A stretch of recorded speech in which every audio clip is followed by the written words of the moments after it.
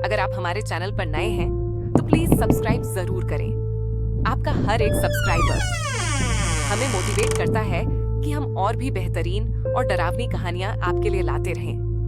आपके लिए ये सिर्फ एक क्लिक है, लेकिन हमारे लिए यही वजह है कि हम लगातार कुछ नया और डरावना बनाते रहे।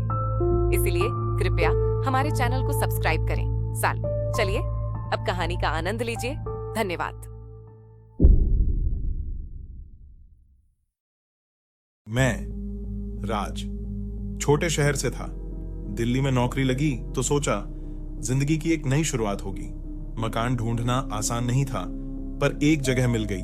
पुराना सा फ्लैट शहर के पुराने हिस्से में, सस्ता था, थोड़ा टूटा फूटा भी, लेकिन मेरे बजट में था। मकान मालिक बुजुर्ग था। उसने साफ कहा, पुराना घर है बेटा, ध्यान रखना, स्टोर रूम मत खोलना, बहुत दिन से बंद है। मैं हंस दिया, सोचा होगा कोई पुराना कबाड़ रखा होगा अंदर। पहली रात कुछ अजीब था। घर बिल्कुल शांत था, इतना कि अपनी सांसें भी तेज लग रही थीं। मैंने इसे थकावट समझा। दूसरी रात दीवार पर एक पुराना कैलेंडर देखा, सन 2002 का।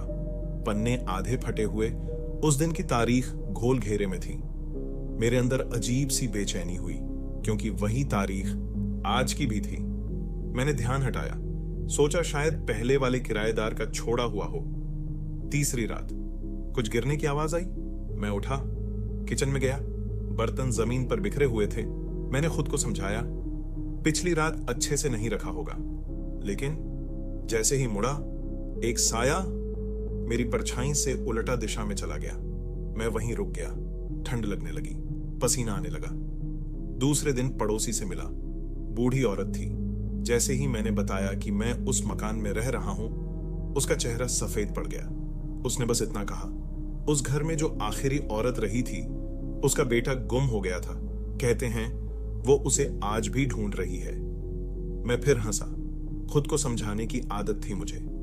लेकिन चौथी रात वो लौटी। रात के 2 बजे थे। नींद खुली। लगा जैसे किसी ने नाम लेकर पुकारा, राज। मैंने इधर उधर देखा, कोई नहीं, पर दरवाजे पर गीली मिट्टी के निशान थे, जैसे कोई नंगे पांव आया हो और अब भी आसपास ही हो। मैं डर गया। कमरे की लाइट ऑन की, लेकिन वो टिमटिमा रही थी और फिर गुल हो गई। मोबाइल की टॉर्च ऑन की और तभी मुझे महसूस हुआ कोई मेरी पीठ के पीछे खड़ा है। सांसें जैसे थम गईं। धीरे धीरे मुड़ा। आईना सामने था। आईने में मैं अकेला नहीं था। मेरे ठीक पीछे एक औरत खड़ी थी। लंबे बाल, भीगे हुए और चेहरा आधा जला हुआ। मैं चीखा, लेकिन आवाज निकली ही नहीं। भागकर कमरे का दरवाजा बंद किया और बिस्तर में छुप गया। अगली सुबह मैंने मकान मालिक को कॉल किया। इस बार उसने फोन नहीं काटा। सुनकर थोड़ी देर चुप रहा, फिर कहा, बेटा, वहां जो औरत रहती थी, उसका बेटा एक दिन गुम हो गया था। किसी ने उसे देखा नहीं, लेकिन अगले दिन उसने उसी स्टोर रूम में फांसी लगा ली थी। उस दिन वही तारीख थी जो उस कैलेंडर में गोल घेरे में थी। अब सब कुछ जोड़ने लगा था। शाम होते ही मैंने वो स्टोर रूम खोला। जंग लगा ताला टूटा। अंदर अंधेरा था, पर बदबू भरी हुई थी, जैसे कुछ सालों से सड़ रहा हो। दीवार पर कुछ उकेरा हुआ था, खून से। मेरा बेटा कहाँ है? पीछे पलटा। वो औरत उसी कोने में खड़ी थी। इस बार वो कुछ नहीं बोली, बस मुझे देखा और धीरे धीरे मेरे पास आई। मैंने आंखें बंद कर लीं। कुछ पल बाद सब कुछ शांत हो गया। जब आंखें खोलीं, वो जा चुकी थी, लेकिन मेरी पीठ पर किसी ने कुछ लिखा था, तू अब उसका है। मैं उसी वक्त घर छोड़ आया। मकान मालिक को चाबी दी। कुछ नहीं पूछा, कुछ नहीं बोला।